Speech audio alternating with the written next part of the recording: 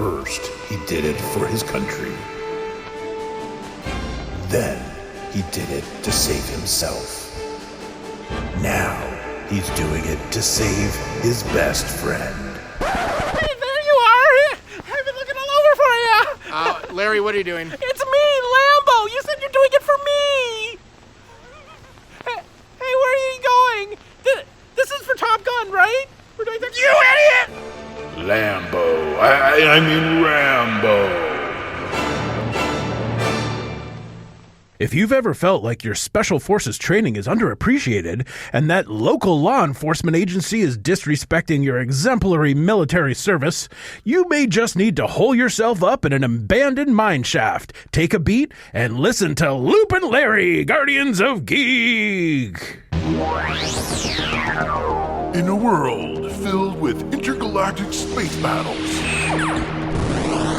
metahuman destruction on a global scale, and psychopathic serial hauntings, there's only one team who can make sense of it all. When your world is overrun with rampant pop culture, call Loop and Larry, Guardians of Geek.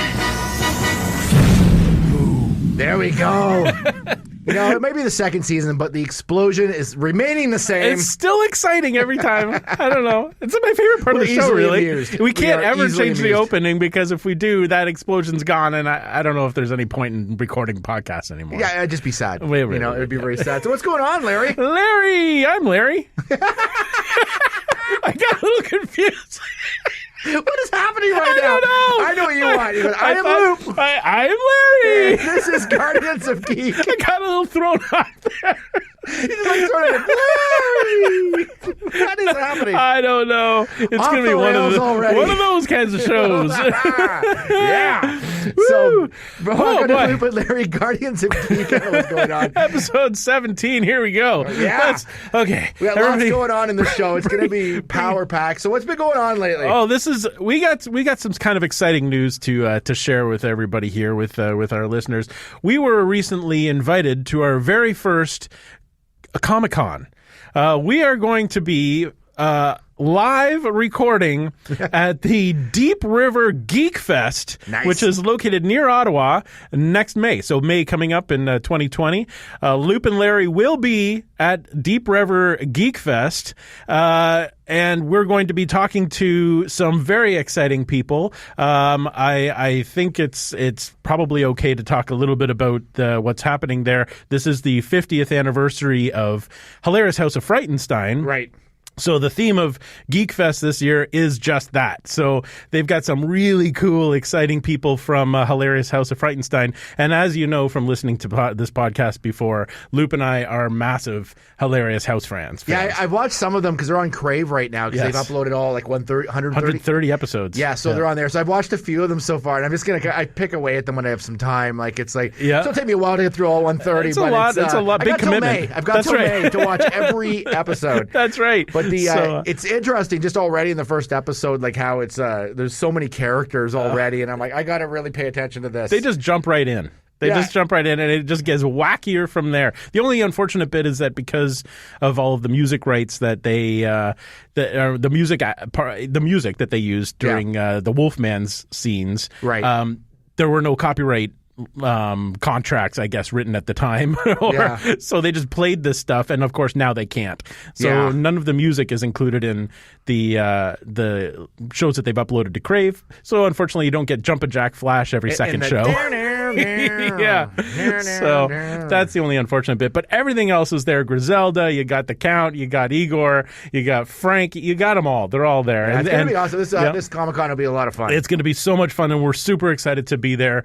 So we'll keep you posted if as more information comes out. But if you're in the Ottawa area next May, please come by to the Deep River Geek Fest. Say hi to Loop and Larry and all of the exciting House of Frightenstein stuff that's going to be going on. Yeah, and on a sad note, we're just going to take a little. I'm not sure how you transitioned there. I don't know how that goes, but it should be mentioned that since our last podcast, Sig Haig died. He did, yes. Which he died on September 21st.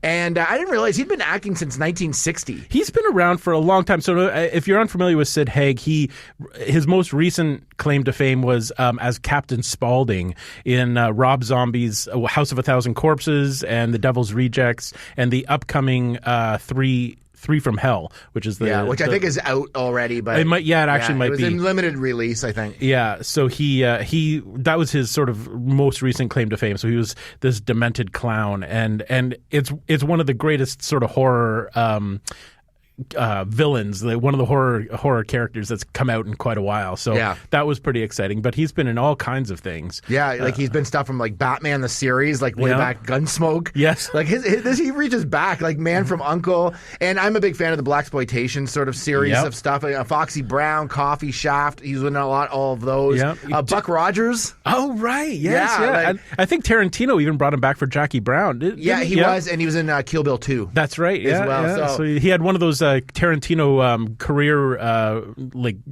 resuscitations. Yeah, I think he's just probably one of those actors that's like been around, been in a lot of stuff, and respected. And a lot of the directors just want to use him, even if it's in a limited sort of role. Absolutely, respect his body of work. Loop and I got the chance to meet him at Fan Expo a few years back, and he was a genuinely nice guy. Like he's a good guy. He loved the fans, and so as grizzled and angry as he looks on screen, he was a genuinely good person. So it's sad that he's no longer with us, but we do have his body of work to go back and look at. So I can watch it anytime. I watched House of a Thousand Corpses fairly recently, so I suggest you go back, watch that film, and see like an incredible performance. Yeah. Do you think it's time for the Pop 5? Absolutely. All right, so the Pop 5 is when we take a look at sort of the 5 trending things that are going on. We just started it in the last episode. Instead of the news, this will take place of it.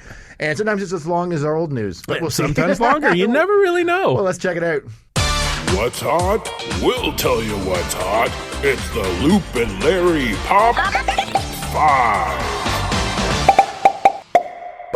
It's so pumpy.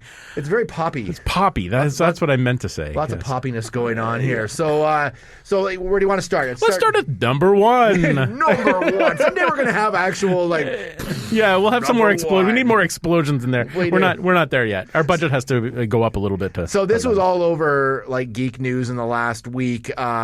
So Spider-Man out of the Marvel universe. People sad. Crying, everybody was upset, and I called it. I said that this deal would still go through. They would find a way. They did. So now Sony and Marvel have found a way to get Spider-Man back in the regular MCU fold. What do you think about that? I think it was inevitable. I think you're right. When you called it, I thought, you know what? I'm putting all my money on Loop on this one. I think you're right. It kind of had to happen. I think that if they had kept Spider-Man out of the MCU and Sony had just gone off on their own with it, I think the fans would have rebelled. And I just don't think it would have worked as well, especially since there have been 2 really successful Spider-Man movies with Tom Holland. To stop it now, right at the beginning of Phase 4, it doesn't make any sense. Yeah. I think with the Marvel movies, I think they have to all fold into the major storyline. Yes. And if it didn't, I think people would just sort of they'd go see it, but I don't think they'd be as interested because they know it doesn't connect to the regular Marvel universe, and so which is such a juggernaut, right? So I don't know. It's interesting. So what I had read was that Sony wanted a 50-50 cut. Okay. On the Spider-Man stuff with all revenue made, and of course Sony said no, that's not happening because we own this is our character, really, we own it from you guys, and what they got was a 25%. Basically sort of deal, and so they put in 25% to help make it, and they get 25% of the profits back. Oh. So, and these movies, of course, make a ton of money. Oh, yeah. And so there's 2 films, like there's going to be a film in 2021, and then one other film so far that they're under that. And they haven't said anything about special appearances, I don't think, yet, have they? No. So, no. I mean, I could totally foresee Spider-Man showing up in, I don't know how Phase 4 is going to go, if there's going to be, Avengers-type movies where everybody gets together for one movie, but I'm sure that Spider-Man will appear in those as well, as as well as the standalone movies. Yeah, and with that movie, that makes it 4 movies in 2021 that Marvel will release. So it's going to be a strong movie year that year. It's going to be really cool. That's a big one. And on the Sony side, we've got these are the movies that are in that Spider-Man universe, which none of these will connect to the Marvel universe, but they'll still connect to the Spider-Man movie, which is weird of some way, which is Morbius, Venom 2 still coming out, Into the Spider-Verse 2, a Spider-Verse spin-off with an all-female cast, Kraven the Hunter, Black Cat, Sinister Six, and Madam Web and Silk and one other one. These are all standalone movies? These are movies that are in development. So Madam Web was just announced this week. So that's it's going to be interesting to see how many of these actually make it to screen, because the Sinister Six has been thrown around for quite a while and has yet to basically do anything. Right. So we'll see how that goes. But that's a lot. I mean, they're starting like almost like a spin-off Spider-Verse in this thing. You know, I mean, there's going to be like the main sort of Marvel universe, and then there's going to be the Spider universe that's an entirely separate thing. It'll be interesting to see what they do with that. But definitely people are super, super excited. And I think people are also excited about this.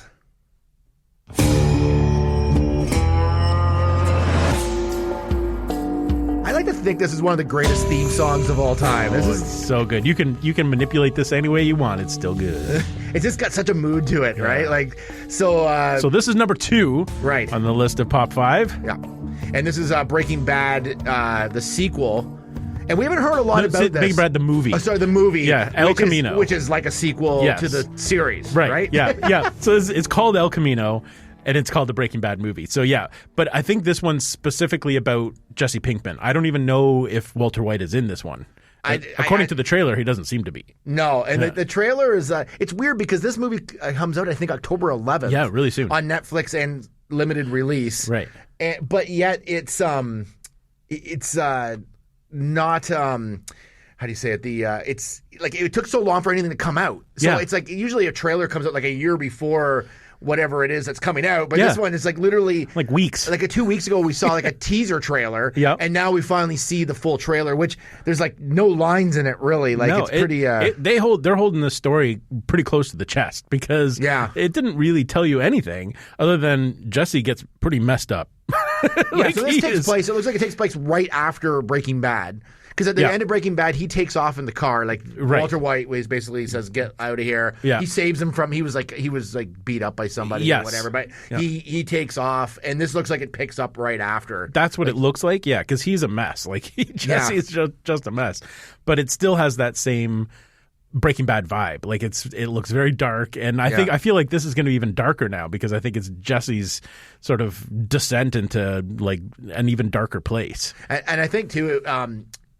Walter White could be in it, not in the present day, but he could be in flashbacks. Yeah. That's a possibility. I find it weird, too, because Better Call Saul, if you watch that show, there's flash forwards in that, or it takes place, there's flashbacks, but it always opens each season with sort of like what's happening now with him. Yeah. So, which seems to be leading somewhere, and I don't know if that's an eventual crossover or not. Like, well, that could be, too. I didn't even think about that, but you're right. Maybe this standalone movie is going to somehow link what was happening in Breaking Bad with what's happening now in Better Call Saul.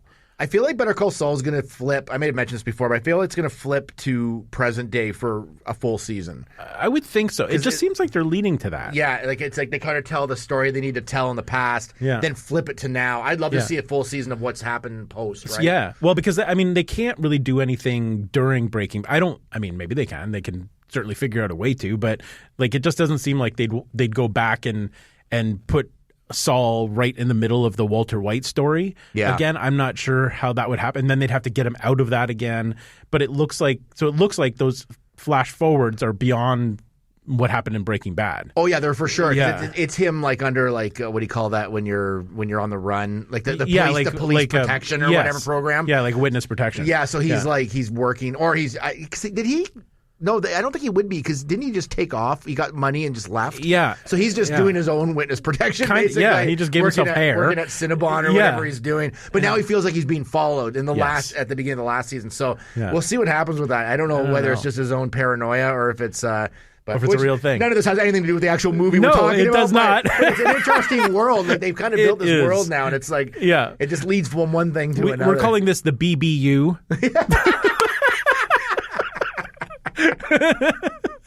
Yep. So You've coined it right I here. have. You just wait. That's going to start popping up all over the place. Yeah. Oh, yeah, for sure. What's happening in phase 2 of the BBU?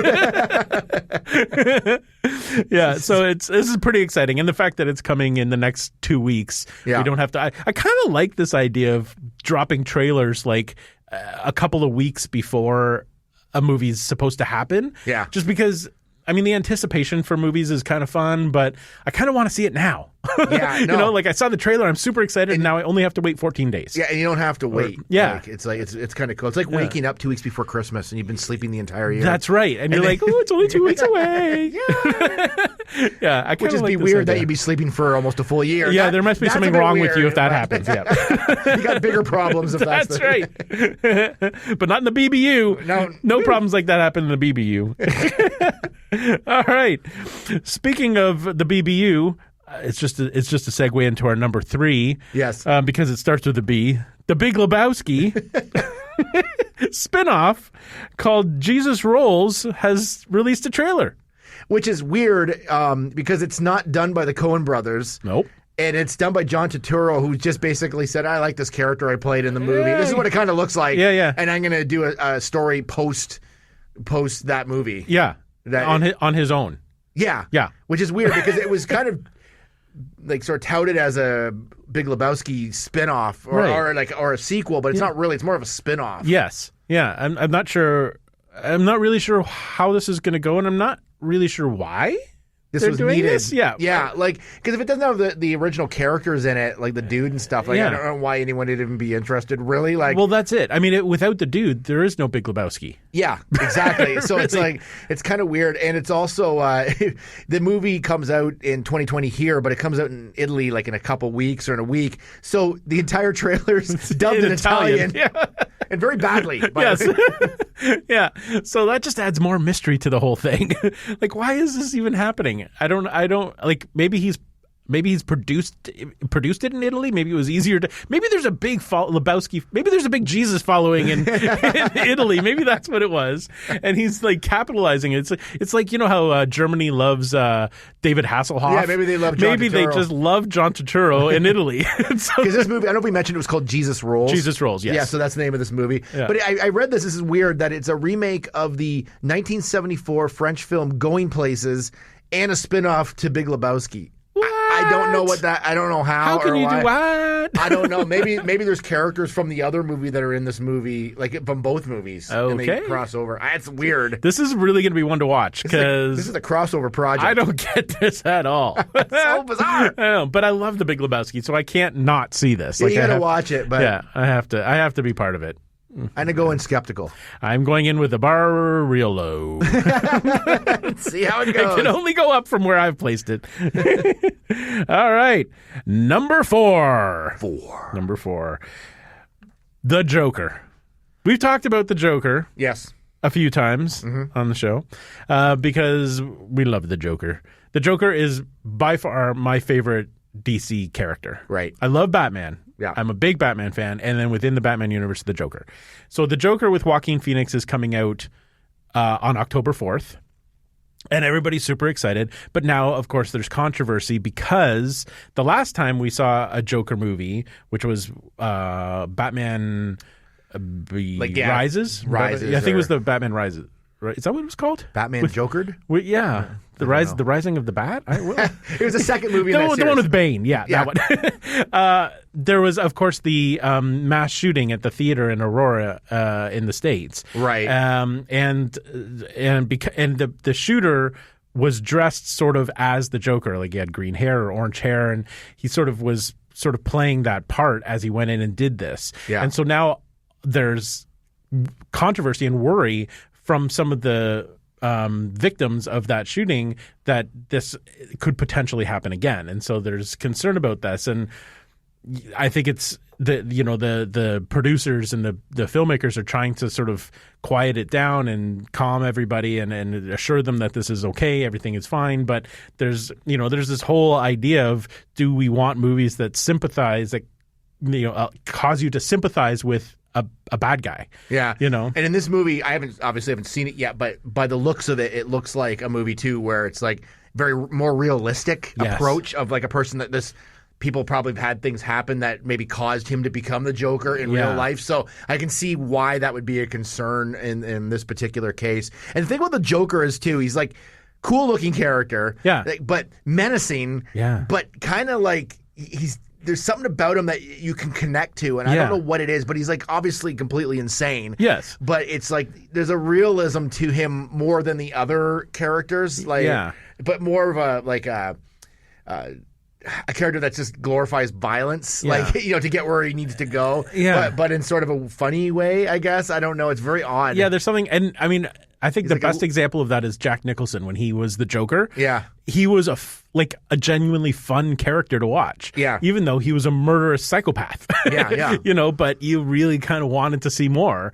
And is that right? Is that good? Should we be feeling like that? I don't know. And then, there are people out there who might connect a little bit too closely with that kind of character and actually act on it, which is what's happened before. And so there's concern, about that happening again. And the bottom line is it is a character. It's not a real person. Nope. These are characters. And I think like people, if someone's think they're becoming the Joker, I mean, it's obviously there's like they got to step back and there's something not quite right there, right? Yeah. Like so, I don't know. It's an interesting thing. So Landmark also in the States, you're not allowed to wear makeup, you're not allowed to wear masks to the theater during the run of the Joker, which I can see. Like I think that's I mean, you don't want to scare other people away or other patrons as well, right? But it's that kind of thing, like.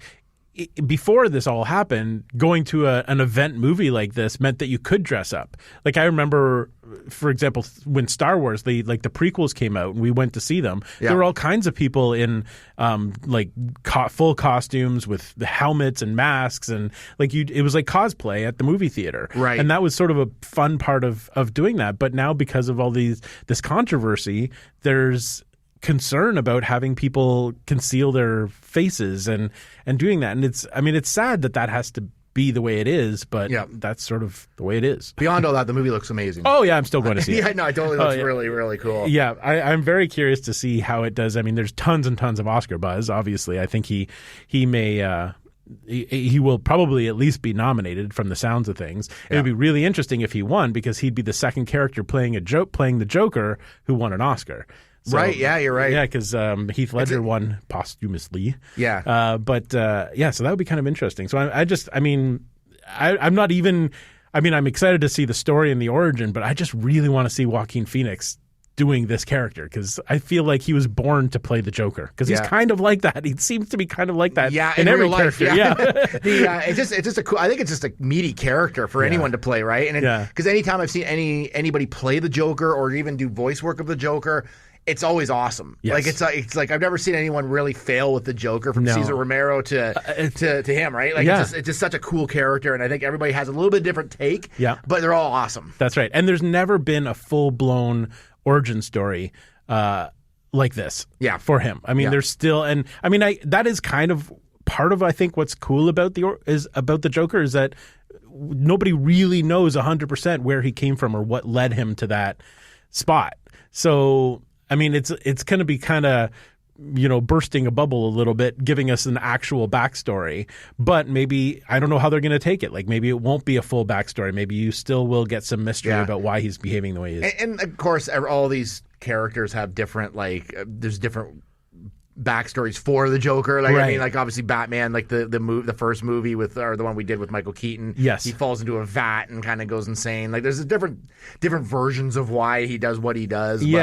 But it'll be interesting. But this one seems more realistic than anything else. Yeah, it seems like a real person and sort of like a psychological, just break. Yeah. Yep. So to see what happens. So. Yeah. So, but we will definitely be there opening weekend. Yeah. So we'll next podcast we'll give our full review. That's right. Well, let's move on to number 5, which is staying in the DC universe. Crisis on Infinite Earths, which is part of the Arrowverse. Yes. Which they've been doing a lot of crossovers, but this one seems like huge. Huge. I mean, when you talk about crossovers, this is about as crossed over as you can get. Yeah, so they've been doing like the Arrowverse, taking like major sort of DC storylines, which Marvel would be using in the movies. They're kind of using them on TV. Right. And the original Crisis on Infinite Earths was a 12-issue limited series. It ran in 1985. I totally remember this series. Yep. It was written by Marv Wolfman and drawn by George Perez, who I love George Perez's art. Like, I don't know if you're know someone from reading Batman, because I think he did some Batman stuff. Yeah. He did Avengers for a long time. He's a really cool artist. Yeah. And he's one of those artists where it's like he captured the characters one of the best ways you can. Like him and John Byrne and those guys like just really drew really well. Yeah. So anyways, so basically it was the desire to abandon this is what they say, and this is Wikipedia, by the way, because I had to like they look know back. everything. Well, yeah, I don't know how accurate this is, but I'm assuming it's fairly accurate. Yeah. But it was a way to abandon the DC multiverse depicted in by the company's critics and put into one single DC universe. Yeah. So they probably took characters that were in other comics and then kind of brought the best of the best onto one universe. Yeah. Which I find funny because that's what Marvel ended up doing. They had, I can't remember what the name of the series was, but they did one very similar about 4 years ago. And they did the same thing because they had the Ultimate Marvel Universe. Right. And they basically collapsed it and took like 4 or 5 of the best characters and melded them into the regular Marvel Universe, which Mike Morales. Or, what is it from the Spider-Man, the new Spider-Man? Yeah. I know who you're talking about. Yeah, I think it's Mike Morales, isn't it? Morales is not Mike. Why did I say Mike Morales? Who is that? I think it's a baseball player. Yeah. I don't know where you're going with that. Yeah, whatever his name is. Anyways, that Spider-Man is the Ultimate Spider-Man is in that. That's how he got into the regular Spider Universe, right? Which I think they're playing around with the new animated movies. Yeah. But so it's kind of cool. So basically, that was sort of the plot of it. Like, so there's the main villain and then all these heroes try to stop it, basically, right. And then this is all what happens. But it's really cool because so you've got all the regular or the Arrowverse characters. I've stopped watching a lot of these shows. I have too, because there was too many. Yes, and quite honestly, like I was watching Flash for quite a while, but my problem was sort of exactly what's happening here is all the crossovers. Yeah. Because then I felt like, oh no, I've got to watch I've got to watch Arrow, and I've got to watch all of the other ones, Supergirl, just so I can keep up with when they do crossovers, because they do them a couple of times a year, and it was becoming a little bit daunting. Yeah. Miles Morales. That's it. I knew I was going to get it eventually. Yep. I'm pretty sure Mike Morales. Fact checked. I think he's a baseball player. I think you're right. Sure. Yeah. So so basically they're going to have Tom Cavanaugh will be on it, who's usually on Flash. He'll be on as a kind of a villain, I guess. I don't know where he is in the series right now. No. Burt Ward is going to be on it, which is really cool. They're really bringing back these characters from any like DC sort of like fiction or whatever. Yeah. So they're bringing him. And one of the things that somebody I was reading someplace that was saying it would be what would be really cool is that if Burt Ward came back into this new universe as a retired Robin. Yes. Like actually playing Robin, like a retired Robin. I would assume that that's what he would play. I would think that's the way they sort of set it up. Yeah. Kevin Conroy, who's the Batman in the animated series from the 90s, is going to be in it in some way, shape, or form. That's crazy. Brandon Routh, who plays the Atom on Legends of Tomorrow. Yep. He is playing the Superman that he played in the movies. In the movies, yes. Yep. There's lots of people like Lois Lane's coming back in several different forms. Tom Welling from Smallville will be in it. Yeah. It's just crazy. And then the other one that was announced this week was Ashley Scott, who was the Huntress in Birds of Prey that lasted maybe a year on CW. Yeah. Is coming back as that character. That is the most incredible part of this whole thing, is that they are, like, for serious fans of DC and fans of these kinds of shows that have been watching them for years and years, like beyond what's going on now, like the older shows. Yeah. It's going to be amazing to see all of these original superhero actors come back into one universe, either playing the same characters that they used to play or something related, or I don't think anything like that's ever been done before. Not to this level, No. especially from like past shows. And like it's going to be like really Burt cool. Ward, that's crazy. Yeah, it's going to be really cool. It's too bad Adam West wasn't still around, right? Like, but it's going to be really really cool. And I you know what? I always thought that Brandon Routh was a good Superman. He had the look. He definitely had the look. I liked him as Superman. I was probably one of 5 people, I think, who actually liked him.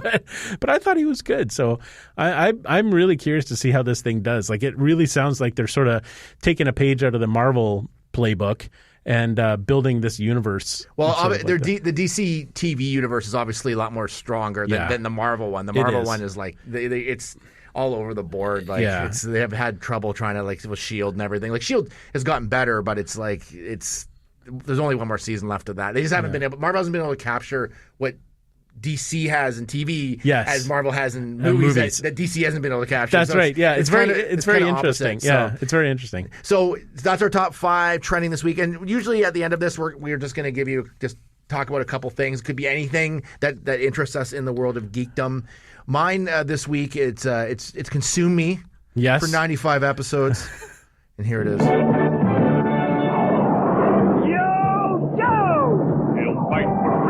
Wherever there's trouble, G.I. Joe is there. G.I. Joe, American hero. What an iconic theme.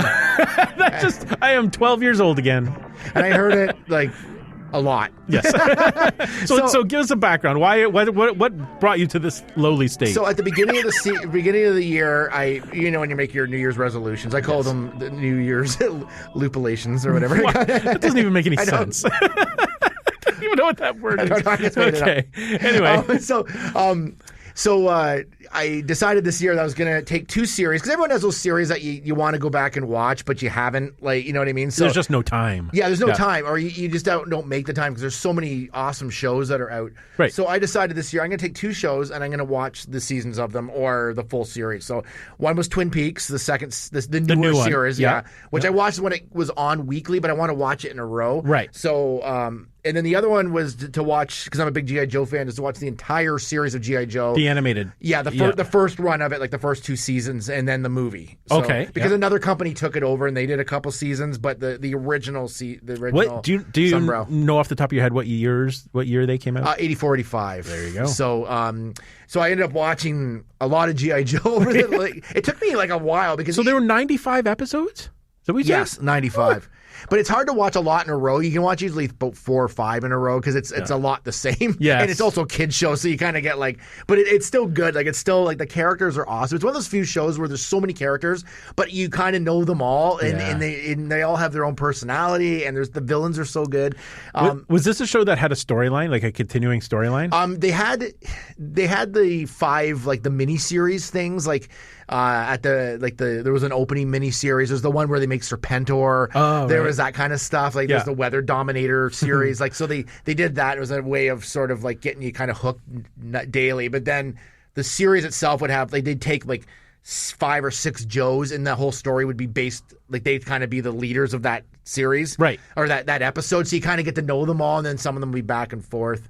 And I realized Shipwreck's my favorite. Really? Yeah, Shipwreck's my favorite Joe. Why is that? Because I don't know. Because I thought this, and then I watched. There was a documentary on there with the voice actors of G.I. Joe. Yeah. And the one said when he did Shipwreck, he used Jack Nicholson's voice, and I've always thought he sounded like Jack Nicholson, and that was who he was doing when he did that. And I was like, oh, that is so cool, because I always thought Shipwreck. That's pretty cool. I like Shipwreck because he's kind of lazy, and he's sort of he's just a good character. He's just funny. He's just a great character because he sort of doesn't go the rest of the Joes are all following protocol to the T. Right. He never really does. No. He just sort of does his thing. That's awesome. Which is cool. He's a great character. So he's the Shaggy of this. Yeah, he's just sort of he's just laid back and just whatever I want to do, I do. Eating the Scooby snacks, just hanging out. And so, but there was one thing there's a couple things I noticed when you watch the whole series of something, you start to see these patterns. But Snake Eyes, which is usually everybody's favorite character, it's not really in the series that much. Really? Of all 95 episodes, he's in the first couple miniseries a lot and kind of really focused on. Yeah. But then he's in the odd episode, but there's not a lot of episodes that really focus on Snake Eyes. There's which you think there would be. Yeah, that's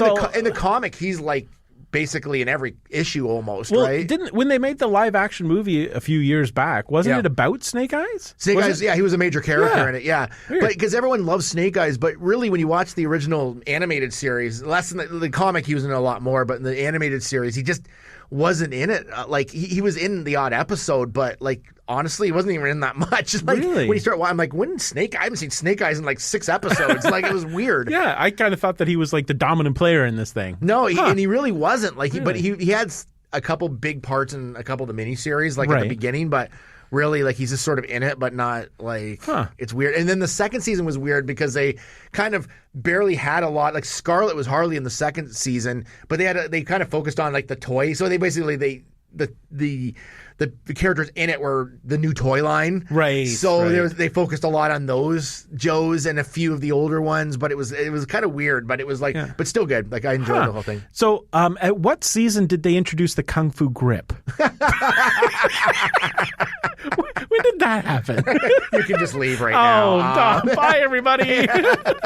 No, it was great. It was, but I highly suggest you find a series and you just tackle it. That's a great idea. Because it's like, and I'm only going to tackle these two series in the year, and then you just go ahead and do it. Now, I don't have a lot of time left to watch that Twin Peaks series, but I'll try to get on it. So. Yeah, but that is a cool idea because there are those things. Like there are those series, like we were talking about Hilarious House of Frankenstein. I'd love to watch all 120 or 130 episodes. Yeah. But there's so many other things you want to watch. But if you make that commitment and say that's the show for me, this is the one I'm gonna focus on. I'm gonna declutter my PVR. I'm gonna and just focus on that. Then I think that's a great idea. You know, the nostalgia is fun. Because how many times have you gone over and go, I would like to watch like Lost again, and then you go to Grant's like, it's just there's so much other stuff on. But if you really commit to it, it's cool to go back and rewatch. Yeah. I like your what'd you call it? The loop resolutions. Resolution. That's it. Okay, that makes more sense. Like yeah. I had to think of it again. I think we all need a good resolution every once in a while. Yeah, we do once in a while.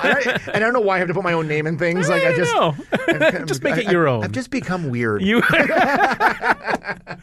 That's awesome. Well, I have a show as well that I'd like to talk about this week. And it's one that we've talked about several times already, and it's called Creepshow. Yes. And it has finally premiered on Shudder. Yes. And surprisingly, it's also running on Amazon Prime. I don't know. I didn't realize that. I didn't know that. Yeah, no, I didn't realize that. But I was flipping through. It would have been kind of nice for Shudder just to have their own like a really like exclusive. Yeah. Well, and it's funny because on Amazon Prime it says a Shudder exclusive. So I don't know if there's some connection between Amazon and maybe they both kind of paid for it or something. Maybe I don't know, but it is definitely a Shudder exclusive. And so if you've ever seen the original movies that were based on the Stephen King stories, they were pretty campy. They were anthology movies, so they had multiple stories in each one. They were sort of framed around a comic book because Creepshow used to be a comic book first, and so the movies are sort of framed around a comic book. Well, they've kept that same style with this show, and they're only releasing one episode a week, so only the first episode as of this recording has come out. So I've only watched the one, but they've kept that same style. So there's animation in it, and to change scenes, like a page turns, like you're flipping a page into comic books. So they've kept that same style. And in this particular episode, there were two stories. The first one was based on an actual Stephen King book, or short story, and the second one, I don't know for sure that it was a Stephen King story. I'm not 100% sure. But they still maintain that sort of cheesy 80s horror vibe. Yeah. And the one of the nice things is that because they're trying to maintain that, the effects, the special effects are mostly physical. They're not digital like CG effects. They're physical effects like they used to be. Yeah. So it's an amazing throwback to 80s horror movies, and I loved every second of it. I thought it was fantastic. And they're the two stories. I don't want to give away too much because it's brand new. Some people may want to watch it, but the two stories are quite different from each other. They're not related, and I don't know that they're. That every episode is going to have. I think there are 12 stories in total, but I don't know that every episode has two stories. I'm not sure how it's going to play out, but. I highly recommend this. I think all the talk that we've done about this show over the past year, it is paying off. Yeah, and it's Greg Nicotero too, who does Walking Dead, and he's like the effects master. Yeah, and because he's learned under the best, right? So he, because I believe he worked on some George Romero films as well. Did, yeah. And I've watched both episodes. Oh, you did? Okay, good. So but the second one I loved. I loved the second one. The second one was really cool. The first one was a kind of a cool like get you into the series. Yes. The second one was like creepy. Very creepy. It involves a dollhouse, and I don't want to say too much more about that, but dolls by themselves are creepy. So dollhouses have become the newest scary thing. What was the movie that came out a couple years ago? Dollhouse? No, it's the one with I can't remember who was it, and she made dollhouses. Oh, Hereditary. Hereditary. Yes. It was very hereditary. It is. Yeah. But it had the girl from from Star Wars in it who plays the young Rey. She was. Oh, that was the girl? Yeah, that was her. I did not know that. Well, there you go. What? You There know you go. about that? There's a Star Wars connection that I didn't know about? Yeah, you missed it. Ow. Now you have to go back and watch it. Rewatch. She's also in Walking Dead as well. Oh, really? Yeah, Oh, so well, she there plays you go. Rick's daughter. Oh, okay. So, anyways, that was pretty cool. Yeah, the second of the two was definitely my favorite. I thought it was super creepy, and I didn't know where it was going. It's great. The first one is like straightforward, like classic 80s horror. Yeah. Like just No, totally. creatures, big creatures, like dark rooms, and it's really neat. But I'm really excited about this season. I think that if it continues the way this first episode has gone, we're going to be doing all right. Yeah, it's going to be awesome. Yeah. So you ready to take the pop capacitor? Oh, sure. Yeah, why not? Let's head over. Okay. It's always parked just outside here. Now that we found it. Yeah.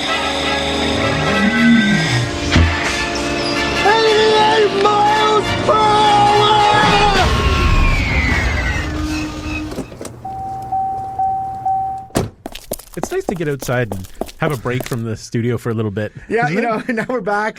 And so this week we decided, because the Rambo came out, because Stallone's trying he's trying to squeeze those last sequels in. That's right. You know, because what is he, like, he must be 70 at this Oh, point. I'd say probably close to that anyway. Yeah, so he, but of course, But it still looks good. he's still in good Really? shape, man. Yeah. But it all started with Rambo First Blood, which was the first of the Rambo series. I think there's 5 Rambo. 5. This new one's the 5th. This is the fifth one. Here's a trailer. John Rambo, a drifter, just passing through their town. They knew he was innocent. Starting to dislike you. A lot. And they didn't give a damn. John Rambo, one man who's been pushed too far.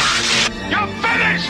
You've gone as far as you're gonna go! He was hunted, trapped, and forced to fight back. Sylvester Stallone. This time, he's fighting for his life. First blood. So my first question is, what was he fighting for last time? Wouldn't he want to stay alive? Wouldn't he be fighting to stay alive last time? When I first heard, I thought they said he's fighting for his wife, and I'm like, well, that's nice of Really? him. That's very nice of him to do that. Chivalry is not dead. No, apparently it was his life. They were. Yeah. So I got a little confused in this movie. Me too, but maybe for different reasons. Okay, I got confused because I thought the plot of the movie, before I went into seeing it, because I remember watching the Rambos, most of them at the theater. I think I didn't see 4. Right. I think. I don't know if anybody saw 4. No, I don't know. But I kind of thought that the plot was that he goes back to Vietnam. They pull him back in, and he goes back to Vietnam to get some POWs out. That's what I thought. And then this was nothing like that. No, it wasn't. I do not remember. And then when I'm watching, I'm like, I kind of remember this movie, but not like the way I think I remember it. I think everybody remembers Rambo 2. Like I think Rambo 2 is really where it, like, maybe that's where I even jumped in on. I don't even know. Yeah, because I think I felt the same way. I thought, where's Vietnam here? I'm not seeing a lot of Vietnam. Well, I kept thinking, okay, it's coming up. They're going to come and get him. Yeah. And I'm like, okay, now the police are chasing him, but they're still going to find him, and they're still going to send him to Nope, none of that was happening. Not at all. And I'm like, he's still in the woods. Yes. It's an hour in, and we're still in the woods. Still in the woods, and there's only 35 minutes left. Yeah, and I'm like, what's happening here? So it had been a long time since I'd watched this movie. I did watch Rambo 4, the one that came out, I don't know, like 11 years ago or something like that. And I actually quite enjoyed it. I thought it was completely brainless and mindless, but it was exciting. Like, it was a full-on action. Such a big body count. It was ridiculous. But I did enjoy that one. So it was fun to go back and rewatch this, but I hadn't watched it in so long that, like you, I didn't really remember the story. Yeah. So here's my first question. Why? So it starts with I have Rambo. A lot of questions. In this movie. So it starts with Rambo walking down the road, just walking down the road. He's wearing like an old army jacket with an American flag on it. Yeah. That is very definitely sort of like an army jacket. Yeah. But his hair is a little bit longer. It's like 1982, I think, is when the movie came out. So he had been out of the army for 7 years or some. I think 7 years is what he says. And he was in this small town. Small town. He's just wandering through the small town. And I think he went back to find someone that used to be in his platoon. Yes. And he found out that person had died. It died. That's right. So he's wandering through. So he wasn't like he had a purpose in being there. But anyway, so his hair's a little bit longer. It's the 80s, and he's wearing this coat. So a cop pulls up to him and essentially says to him, yeah, we don't like people like you in our town. So you got to get in this car with me and I'll help you find the border of our town and you'll never come back again. And I thought to myself, what is it about him that they wouldn't like? Like he looks like a veteran. Like he looks like a war vet. Scruffy. I don't know what it was that was like really... they instantly disliked it. Like he didn't look like a hippie. He looked like a war vet. And it was close enough to the end of the Vietnam War that you'd think people in these small towns would recognize like a military veteran when they see one. Why he would be treated that way right away. I didn't quite understand that. There's a lot of things in this movie that I was confused by. I think like there was obviously a general theme of like about the Vietnam vets and how they were mistreated when they came back. There's probably like a theme there of like not understanding what they went through or even why that war happened. I know a lot of people weren't 100% sure because it wasn't like the World War where there was a definite villain and you know what I mean? It was kind of like ambiguous and it was sort of like a lot of stuff going on politically. Yeah. But it was like I thought the whole thing where he went and looked for his like the guy who was in his platoon was kind of weird. Like it was kind of a weird setup. I guess it showed why he was in this town. Yeah. But did no one see him come into the town? No, apparently not. He was just walking through on his way out. Yeah. He had already been there. I don't think he was even going to stay there. I think he was just going to walk out. But apparently he just wanted a coffee somewhere, and then he was on his way. Like yeah.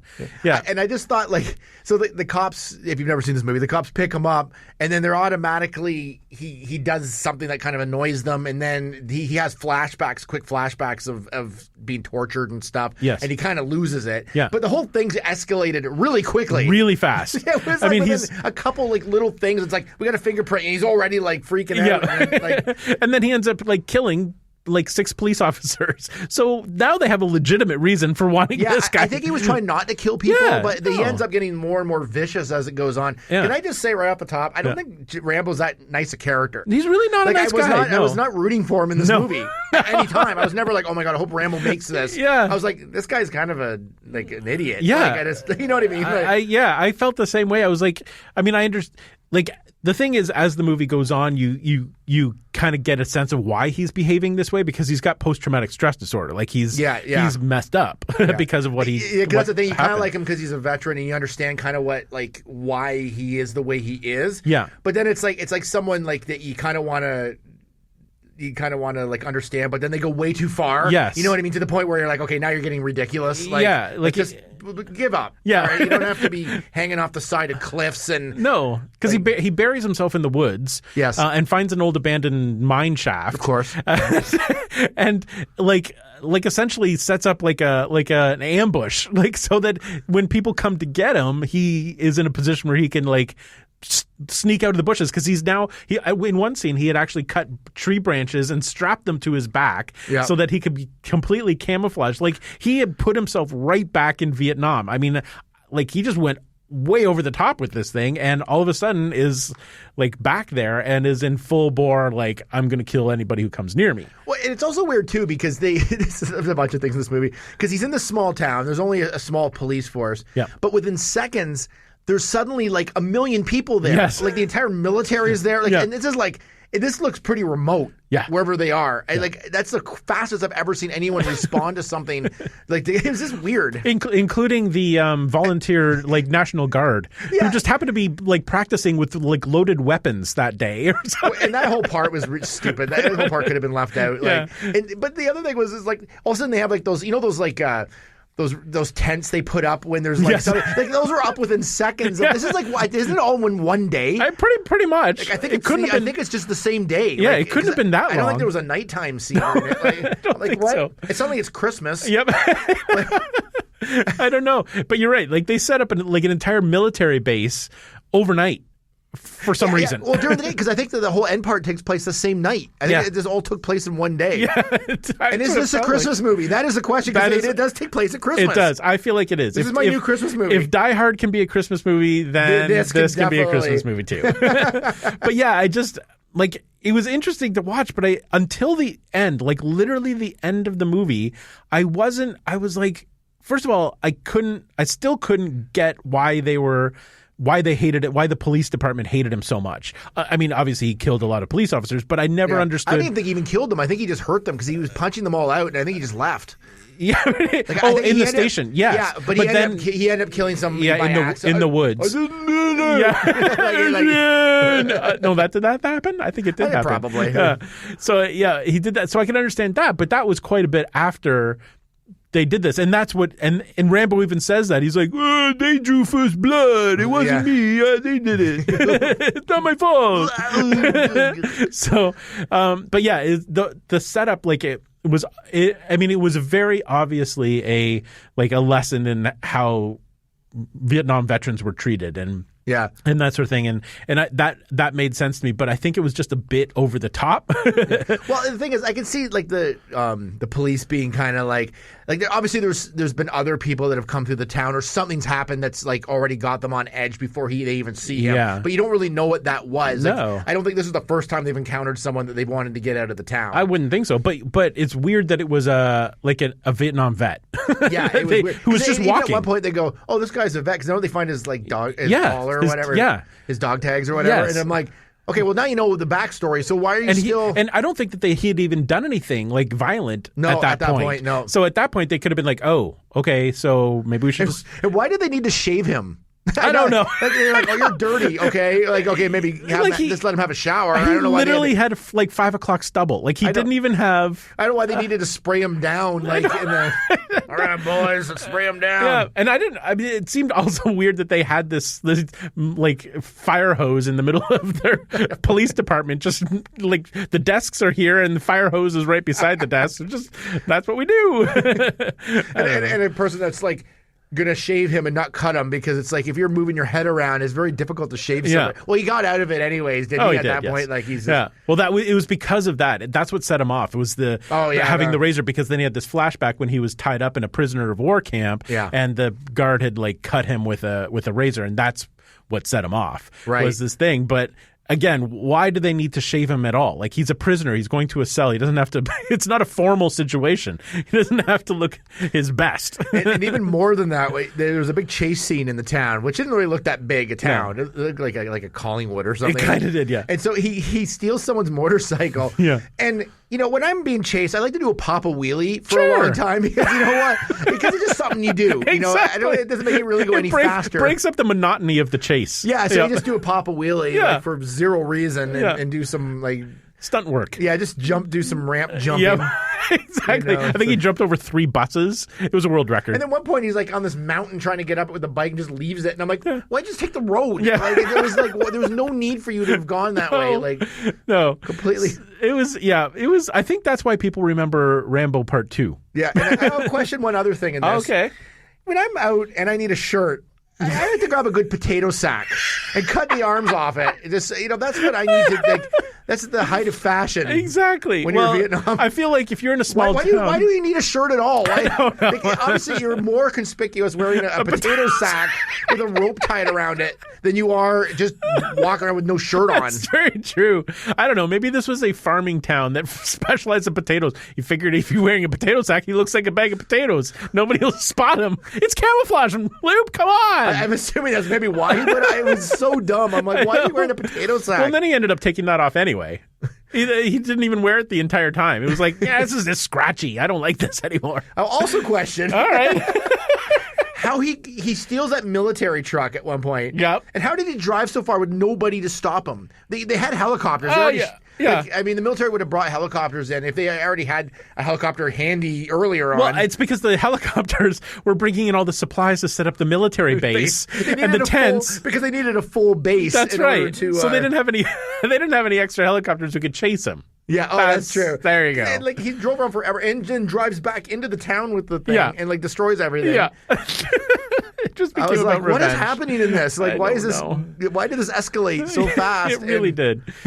But okay, so now now let's bring it back around and talk about the virtues of this movie. Yeah. Okay. So the end scene, the last scene, I thought was actually really amazing. Like when he was cornered by his old commanding officer, and like he was captured, he was cornered by the thing, and he broke down and was telling this story about his friend who was a soldier in Vietnam, and he had been hit by a grenade or something. I can't remember exactly what it was. He had been like mortally wounded, right? And he was dying, and so he was telling the story about how he was trying to put him back together, and this soldier was just talking about how he wanted to go home. And it was. I thought that Sylvester Stallone totally pulled that off. Like, he was crying, and it just felt like a real story that, you're going to go someplace else with this. I was just going to say, why didn't you just tell that in the first place? Well, None there of you this go. would happen. Yeah, if he'd started that right, then I would have cared about him. That scene was great. I'm like, why couldn't the rest of the movie be kind of like this? Like, it was because that's the thing that made me care. That's the thing. I was like, oh my gosh, this guy's totally tormented, and I understand where he's coming from. And then credits. Well, it's funny too because he's telling this story. Meanwhile, everything's blowing up behind him, like as he's telling it, like there's fires and like he's destroyed this entire city. He's basically destroyed the entire town. Yeah, and it's like I just there was some redeeming factors. I can see why it was popular at the time. Like I think nowadays it's hard for like just a full. There's very few full action movies that are just straight up like people being chased and being shot at. Yeah, really work anymore. Like without a lot of like. Better story structure, I think. I think you're right. But I can see why it did well. I feel like I haven't rewatched Rambo 2. I feel like it's a much better movie. I kind of feel like that too. But I don't know. Maybe I'd watch it and go, this I don't know. Either. I don't know. Yeah. I think part of the problem was there was the message that they wanted to get across, but then it was also like a full-blown action movie. And so you were like, oh, look at those cool explosions and stuff like that. And you forgot that the message was that people treated Vietnam vets so poorly. So by the time it happened, you're like, by the time he tells this story at the end, you're like, oh, right, this is not good. Like, this is So I think if they had either decided to make it a full-blown action movie, just an action movie where he comes out at the end and like, I win victory, or made it really clear right off the top that he had PTSD and he was struggling and this is, people can't be treated this way and that sort of thing, then it would have had different. I think the police needed more reason to go after him. Yes. Like, I think that's I think the reasoning was really ambiguous and kind of unclear why they kind of picked him out of the crowd. Like if he had had flashbacks before, like somehow gotten violent before the police found him, like he encountered somebody, like he was being mugged, and then picked him up. Yeah, like he was being mugged or something, and then that triggered a flashback, and he ended up killing the mugger, and then the police had to get him because he had killed this guy, and then you realize at that point why he's doing this. That would have made more sense rather than just walking down the street. It just seems so random. Like, the classic still frame at the end. That's a classic 80s thing. Yeah. Where it's like, in that song, I had to look it up. It's called It's a Long Road by Dan Hill. It was the most cheesiest song. Because it wasn't even like an action song. No. It was like a slow song. Yeah. And it was just all of a sudden the song starts. Even my wife upstairs was like, what song is that? Like, it was really out of place because they didn't really have any real like music in it. No. But I felt like they needed to throw like a real song on the soundtrack that they hoped would become a hit. And it never did. And of course it had to include the words First Blood. Yes, so all they said to Dan Hill was make a song, make it sappy, and include the words First Blood. It's so cheesy, like it's so over the top. Yeah. And then, but then they freeze on him, and then the credits start rolling over top of that freeze frame. And I love as he's being taken away in cuffs. Exactly. Yeah, in cuffs with everybody, like all the other cops surrounding him, and like all the townsfolk are lining the streets, like it's a parade. Yeah. Like it's this big spectacle that he's been captured. Yeah. Yeah. Well, I have two redeeming values of this movie. Okay. Well, number one is that speech at the end. I thought was great. Yep. Number two, Brian Dennehy is awesome. Oh, he's I really like him as the main cop, even though why he was doing what he was doing didn't make sense. But him as an actor is like, he is so good. I think he's like great. He made that movie. If he was not in that movie, he did not play that cop. I would not have bought into any of that. I thought he was like, because there was times that he was kind of jerkish at the beginning, but he kind of felt for him as it went through. Like he just wanted, he kind of seemed like he just wanted to uphold the law. Yeah. But I think he just was a little overzealous in doing it. But even when he wasn't really the one that got Rambo going, because it was really there was one guy in the precinct that was really like a jerk. Like he was the big jerk that really took his job way too seriously. Yeah, and wanted to shave him. Yeah, he was the guy that really started, because even Brian Dennehy comes back and goes, what's going on? Like, just cuff him and put him in the cell. Like, it's not that big a deal. Like, and wasn't what's his face in it too? The red haired guy. He used to be on CSI Miami. Oh, the guy, the sunglasses guy. Yeah, like he's in it. He's he's one of the young cops. Really? Yeah. I did not realize that either. Yeah, go back and look at just some stills of it. That's him. Like I can't remember what his name is off the top of my head. Yeah, I totally know who you're talking about, though. At one point, he was talking to Rambo. He took his sunglasses off. Yes. And then there was and he was wearing a white blazer with Yeah. Okay, fair enough. Yeah, I know who you're talking about. So there was that. So now here's the interesting thing. I watched on the Blu-ray, there were some special features. Yeah. One of the special features were alternate endings. There were two alternate. Oh, really? Yeah, two alternate endings. One of them was a real alternate ending, and the other one was sort of like an outtake. Like a funny outtake. Yeah. But the real alternate ending was, so at the very end, Rambo gives this impassioned speech about this soldier friend of his that he was trying to save, but he was dying, and Rambo is sobbing, and he's telling this to his his colonel who commanded his battalion. And he will appear. He's in all the other movies. Yeah, Richard Crenna played him. Yeah, he's in the other movies as well. Yeah. So he was telling this story to him, and so in the real movie, it just the thing ends and Rambo gets walked away in handcuffs. In the alternate ending, he hands Richard Crenna his gun and says, "You need to kill me. They're going to kill me anyway. I don't want them to do it. I'm going to die. This is the end of me. I've done bad things. I've experienced. I don't want to live anymore. And if anybody's going to kill me, it's going to be you, because you made me." Because he trained him to be a special ops. Yeah. He said, "You made me. You need to kill me. Just do it, do it, do it." And he forces him to do it. And he's holding the gun to his chest, and you don't know what's going to happen. And then boom! Yeah. And he shoots him and he kills him. Wow. And that's the end of the movie. There would have been no more sequels. That would have been the end of that. And then the end shot is Rambo lying on the floor dead. Yeah. So that's literally how they were going to end the movie, and it would have been a one-off, and probably people would have totally forgotten about it. Yeah, it's so weird, eh? Yeah. Like, or it could have been like, well, this was the greatest movie, and they'd be like, oh, we could have done sequels, and we never did. Yeah. So I don't know. I don't know which. Obviously, one played better than the other. Yeah. In testing, but So they actually shot one that would have completely eliminated all of the sequels and just made it a one-off. I feel like this movie, too, it started a whole trend of, I don't know 100% for a fact, but I feel like it started a trend of those missing in action type movies, totally. like the Chuck Norris one, stuff, yeah. and a bunch of other movies that were kind of like that, where people had to go back to Nam to save people or whatever. They totally did. Absolutely. Well, because it was Vietnam ended in 1975, so this was 7 years later when this one happened. And so it was right around the time when they could start telling those stories again. Like it was far enough away from the war that they could start telling them and making them into action movies and stuff like that. Back then they used to do the hashtag too soon. That's right, they did. Yeah, do you remember that? That caught on. Yeah, it did catch on. It caught on way later. With absolutely nobody. You know what we need? We need like an internet that we can be doing this on. That's right, and start hashtagging something called like Twitter or something that we can be doing this on. We'll put it off for a while. It'll come around. Don't worry about it right now. It's dumb. Let's just call up Chuck Norris. He can help us more. Yeah, that's right. Yeah, so I think you're right. I think that Rambo started a movement. Yeah. But for good or for bad. For good or for bad. What do you think? Does it stand up? Does it not stand up? I don't know. It's interesting just because it's the origin of Rambo, and Rambo's such an iconic character, so it's interesting to watch, and the ending is pretty strong. I'm not sure that it's the best movie. I'm not sure that, I think people who saw it in the day think it's way better than it was. Right.